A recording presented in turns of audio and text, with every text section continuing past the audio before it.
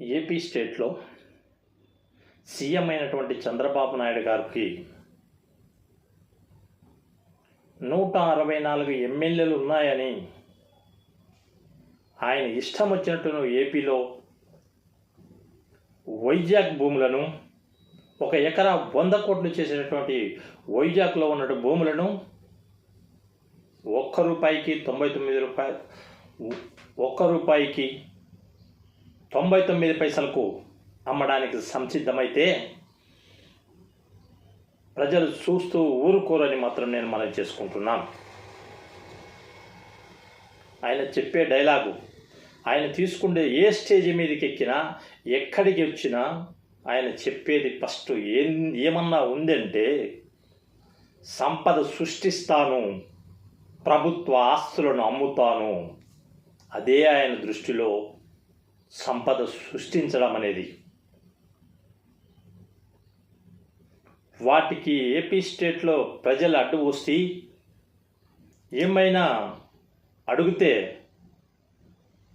వాళ్ళను మీద కేసు పెట్టడం, వాళ్ళను పోలీసులతో కొట్టియడం, లాఠీ చార్జీలు చేయడం, ప్రజలను ఎటు చూసినా అంచివేసేయడానికి ప్రయత్నం చేస్తున్న ఈ హింసాత్మకమైన ఈ దుర్మార్గమైనటువంటి ఈ కూటమి ప్రభుత్వానికి ప్రజలంతా సంసిద్ధంగా ఉన్నారు. నేను ఎందుకు చెప్తున్నానంటే జగన్మోహన్ రెడ్డి అనే వ్యక్తి ఏపీ స్టేట్లో ప్రతిపక్ష హోదాలో ఉన్నా లేడని పక్కన పెట్టినా ఏపీ స్టేట్లో ఉన్నటువంటి జనాలు ప్రజలంతా జగన్మోహన్ రెడ్డి వెనకున్నారు. వాళ్ళందరి మధ్యలో ఈయన ఉండి చంద్రబాబును దమ్ము ధైర్యంతో ఎదిరించగలిగి ఆ పార్టీని తిప్పలు పెట్టడానికి వాళ్ళ చేత తప్పుడు పనులు చేస్తున్న సక్రమమైన పద్ధతిలో నడిపించడానికి జగన్మోహన్ రెడ్డి రోజుకు కష్టపడుతున్నాడు. నేను ఎందుకు చెప్తున్నానంటే ఏపీ స్టేట్ కోసం జిల్లాకు ఒక మెడికల్ కాలేజ్ కావాలనే ఉద్దేశంతో జగన్మోహన్ రెడ్డి గారు తీసుకొచ్చినటువంటి మెడికల్ కాలేజీలను ఆయన ప్రైవేట్ పరం చేయాలనే ఉద్దేశంతో ఎన్నో కుయుతులు పడినా జగన్మోహన్ రెడ్డి ఏపీ స్టేట్లో ఇచ్చినటువంటి పిలుపు మేరకు ఆ 17 కాలేజీల్లో ఒక టెండర్ కూడా పడలేదు. ఎందుకు? వస్తే రేపు మేము వస్తాం, వచ్చినప్పుడు వాళ్ళని పక్కన సర్దిస్తాం, అవి ప్రభుత్వ మెడికల్ కాలేజీలు మీరు కొనడానికి కానీ లీజుకు తీసుకొనడానికి కానీ అర్హతులు కారు అని ఆయన చెప్పినప్పుడు ప్రజల్లో ఒక ఉద్యమం తయారైంది. పేద ప్రజల నుంచి ఒక ఉద్యమంగా తయారై ప్రతి ఒక్కరూ సక్రమమైనటువంటి విధానము జగన్మోహన్ రెడ్డి గారు రూట్ అనుకుని ఆయనకు మద్దతు ఇవ్వగలిగారు. అదొకటే కాదు సుమారుగా 80% పైన 80% పైన పనులు కంప్లీట్ చేసినటువంటి జగన్మోహన్ రెడ్డి గారు 20,000 కోట్ల రూపాయలను విలువైనటువంటి 3 పోర్ట్లను 20,000 కోట్ల రూపాయలు విలువైనటువంటి 3 పోర్ట్లను, అవి ఏవో తెలుసా? రామాయపట్నము, మచిలీపట్నము, మూలపేట. ఈ పచ్చదందా ఒకటి ఉంది, మీకు ఐడియా ఉందో లేదో? నిజంగా ఈ పచ్చదందా టీడీపీ పార్టీకి తోక పార్టీ. అది మద్దతుదారులు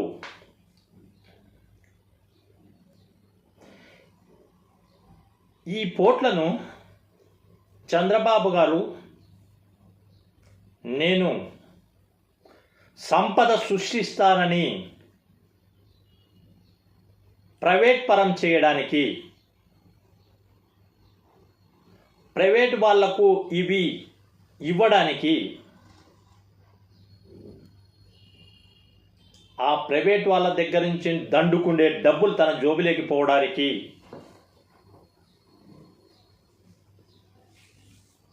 ఈ జగన్మోహన్ రెడ్డి కష్టం మీద తీసుకొచ్చి వాటిని 20,000 కోట్ల పైన ఖర్చు పెట్టి తీసుకొచ్చిన దాటిని ఈయన అమ్ముకోవడమా, ప్రైవేట్ పరం చేయడమా? బాబు గారు, అది ప్రభుత్వ సొమ్ము. నీకేం హక్కు ఉందయ్యా అది లీజుకి ఇవ్వడానికి, అమ్మడానికి?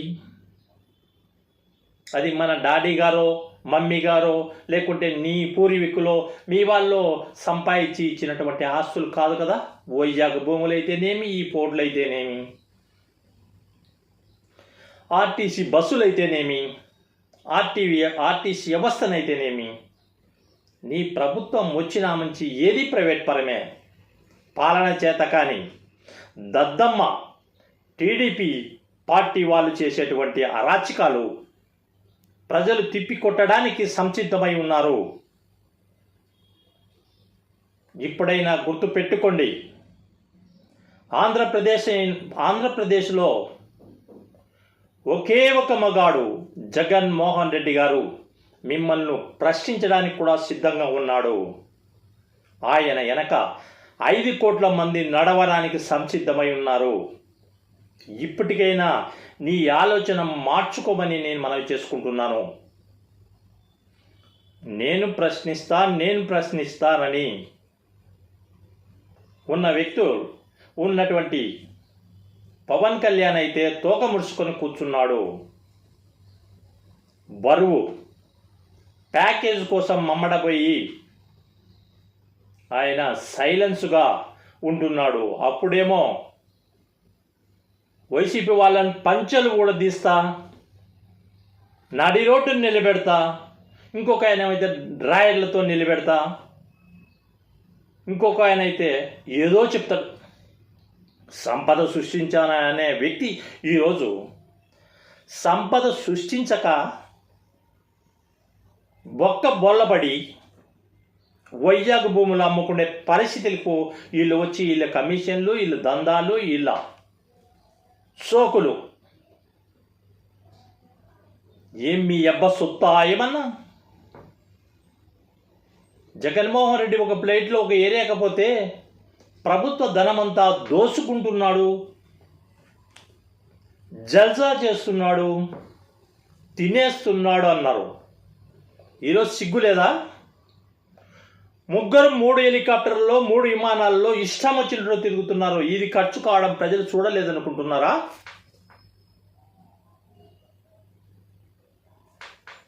నిజంగా ఈ పాలన, ఏపీ స్టేట్లో ఉన్నటువంటి పాలన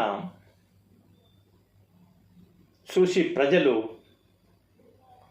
చంద్రబాబు జల్సాలకు ఏపీ స్టేట్లో ఉన్న ప్రాపర్టీస్ అయితేనేమి, పోర్ట్స్ అయితేనేమి, పోర్ట్లు అయితేనేమి, తర్వాత ఆర్టీసీ బస్సులు అయితేనేమి, వాళ్ళు ప్రయాణం చేసే వ్యక్తులపై దగ్గర నుంచి అయితేనేమి, వైజాగ్ భూముల గురించి కానీ ఇవన్నీ మొత్తం ప్రైవేట్ పరం చేసి, ప్రభుత్వ ఆస్తులంతా ప్రైవేట్ పరం చేసి ఆయన దండుకోవడం తప్ప ప్రజలకు ఎవరికి మేలు చేసే ఆలోచనలో చంద్రబాబు గారు లేరని నేను మనవి చేసుకుంటున్నాను. సంపద సృష్టిస్తా, ప్రభుత్వ ఆస్తులను అమ్ముతా. సంపద సృష్టిస్తా, ప్రభుత్వ ఆస్తులను అమ్ముతా. ఇది ప్రశ్నించితే వాళ్ళను జైళ్ళకు పంపుతాం, పోలీసులతో కొట్టిస్తాం, వాళ్ళని చంపేస్తాం, బూడిది కూడా మీ కుటుంబాలకు ఇయ్యమని వాళ్ళు ప్రజలకు తెలియచెప్పి ఆ భయభ్రాంతులతో వీళ్ళు 164 మంది ఉన్న ఎమ్మెల్యేలు కండ కావరాలతో ఏపీ స్టేట్ను ఎటు చూసినా దోచుకోవడం, దాచుకోవడం, తినుకోవడం, ఇది వీళ్ళు చేసే పని.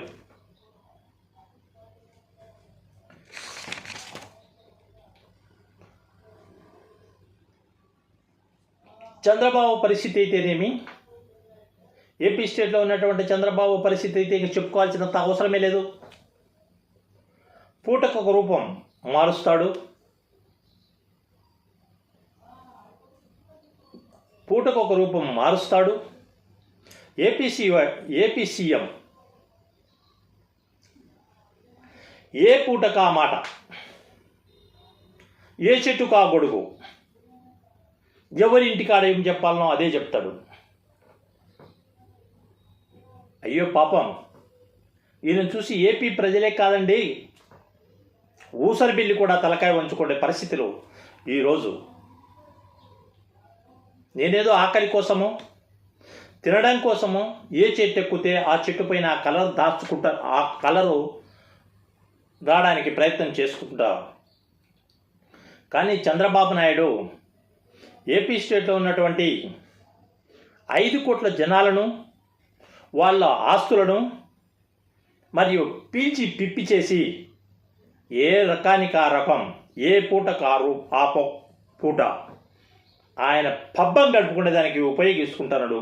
దాన్ని చూసి ఈ ఊసరి బిల్లులు కూడా తల వంచుకోవాల్సిన పరిస్థితులు వస్తున్నాయి. కానీ ఇంకొకటి కూడా ఉంది, అది ఆయన పరిస్థితి. మన ఏపీ సీఎం చంద్రబాబు గారి పరిస్థితి ఇంకొక విధానం కూడా ఉంది. అది ఏంటంటే, ఎన్ని కొంపలు కూలిపోయినా పర్వాలేదు, ఎన్ని కొంపలు కూలిపోయినా పర్వాలేదు, నా కొంప బాగుండాలని స్వార్థపరుడు ఎవరైనా ఉన్నారంటే ఏపీ స్టేట్లో ఒక చంద్రబాబు నాయుడు అని నేను మనం చేసుకుంటున్నాను. ఇప్పుడు ఆయన బాధ ఏంటంటే, మెయిన్గా జగన్మోహన్ రెడ్డి దమ్మున్న నాయకుడు, ప్రశ్నించగల శక్తి ఉన్నటువంటి నాయకుడు జగన్మోహన్ రెడ్డి గారిని ఆయన ప్రజల్లోకి, ప్రజల అందరి మేలు కోసం ఒక యాప్ని తీసుకురాగలిగాడు. ఆ యాప్ పేరేంటంటే జగన్ 2.0 సూపర్ యాప్. ఆంధ్రప్రదేశ్లో ఉన్నటువంటి ప్రజలందరికీ శ్రేయోభిలాషిగా, వాళ్ళకు అండగా ఉండాలని, వాళ్ళ సమస్యలు చెప్పుకోవడానికి ప్రజల కోసం డిజిటల్ బుక్ రాష్ట్రంలో ప్రజలందరి కోసం, ప్రజలందరి అండగా జగన్ గారు నిలబడితే ఆయనదేముంది, త్వరలో జైలుకి పోతాడంట. 170 కోట్లు, 171 కోటి రుజువైన దొంగ నువ్వు ఉండగా జైల్లో 52 రోజులు 53 రోజులు కూర్చొని వచ్చిన వ్యక్తిగా, కాలు బాగలేదు, ఒళ్ళు బాగలేదు, కళ్ళు బాగలేవు, ముక్కులు బాగలేవు, ఏదో నాకు సర్వ రోగాలు ఉన్నాయనే ఉద్దేశంతో మెడికల్ సర్టిఫికేట్ అప్లై చేసి బయట తిరుగుతున్నావు బాబు. నువ్వా జగన్మోహన్ రెడ్డి గురించి మాట్లాడేది? నీకు ఆయన గురించి ముందే తెలుసు.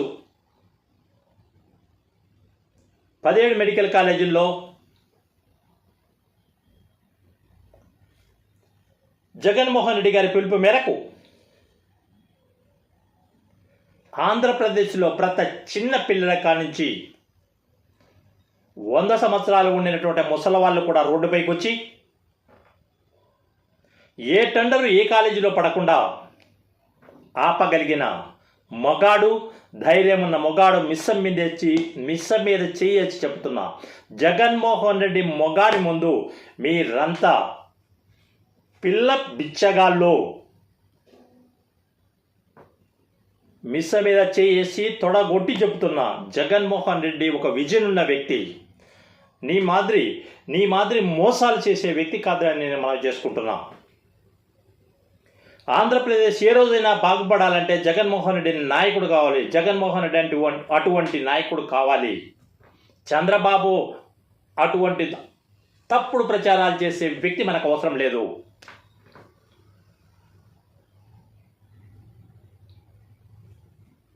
చంద్రబాబు అనుకుంటున్నాడు, నా దగ్గర ఏమో 164 మంది ఎమ్మెల్యేలు ఉన్నారు, నేను ఏం చెప్తే అదే నడుస్తుంది అనుకుంటున్నారు.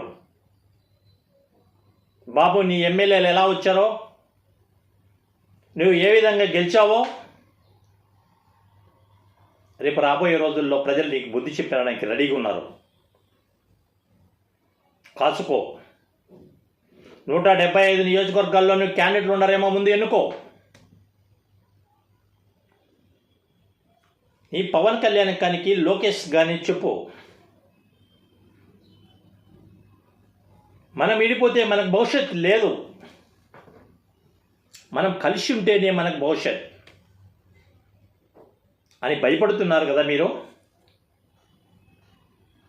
ఆ భయానికే భయం వచ్చేటగా జగన్మోహన్ రెడ్డి గారు విజృంభించి ప్రజల్లో చేసే సేవా కార్యక్రమాలను మీరు ఎప్పటికీ ఆపలేరు. 3 పార్టీలు కాదు కదా, 30 పార్టీలు వచ్చినా ఈసారి ఆయనను ఆదుకునే పరిస్థితులు లేరు. ఆయన విజయాన్ని ఆపే శక్తి మీ దగ్గర లేదు. 3 కుంపట్లు పెట్టుకొని పారిపోవాల్సింది వస్తుంది అని ఆ ప్రజలు చెప్తున్నారు. మీ ఇష్టం వచ్చినట్టు నాటకాలు ఆడుతున్నారా? కార్యకర్తలను చంపుతారు, కార్యకర్తల లీడర్లను జైలుకు పంపిస్తారు, లేని కేసులు సృష్టిస్తారు. సృష్టించిన కేసులు అన్నీ ఆ పోలీసుల మీద చెప్పి వాళ్ళని సస్పెండ్ చేస్తారు. పాపం, ప్రభుత్వంలో పోలీసు బాధ్యత కలిగిన వ్యక్తి, ప్రజలకు అండగా ఉండవలసినటువంటి వ్యక్తులు డిపార్ట్మెంట్, పోలీస్ డిపార్ట్మెంటు. అలాంటి డిపార్ట్మెంటుని మీ చేతికి ఇచ్చి మీరు మీ చేతికి తీసుకొని లా అండ్ ఆర్డర్ అంతా వాళ్ళతో తప్పులు చేపిస్తున్నారు. ఇప్పటికైనా మానుకోమని నేను మనవి చేసుకుంటున్నాను. ఇంటింటి కాడ ఒక మాట చెప్తావు, స్టేజీ ఎక్కితే నేను ధనం సృష్టిస్తానంటావు, బయటకు వస్తే భూములన్నీ, ప్రభుత్వ భూములన్నీ అమ్మేస్తావు. ఎవరో కట్టినటువంటి బ్రిడ్జీల మాయ అంటావు. హైటెక్ సిటీ హైదరాబాద్ డెవలప్ చేసి నేనంటావు.